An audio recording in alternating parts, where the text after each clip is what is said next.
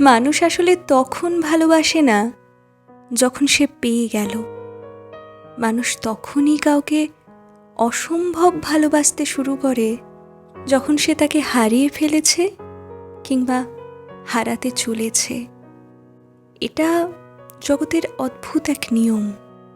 আমি দেখেছি, দূরে থাকলেই মানুষের যত হাহাকার, যত অনুসন্ধিৎসা, মন কেমন, অথচ সেই মানুষই নিঃশ্বাস প্রশ্বাসের সমান কাছাকাছি থাকলে তাকে অবহেলার শেষ থাকে না।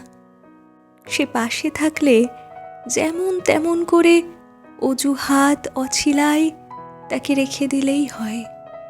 অথচ একদিন, এক মুহূর্তের জন্য সে চোখের আড়াল হলে মনে হয় একটা গোটা জীবনে এর থেকে বেশি দুঃখ আর কোথাও নেই। এমন কেন?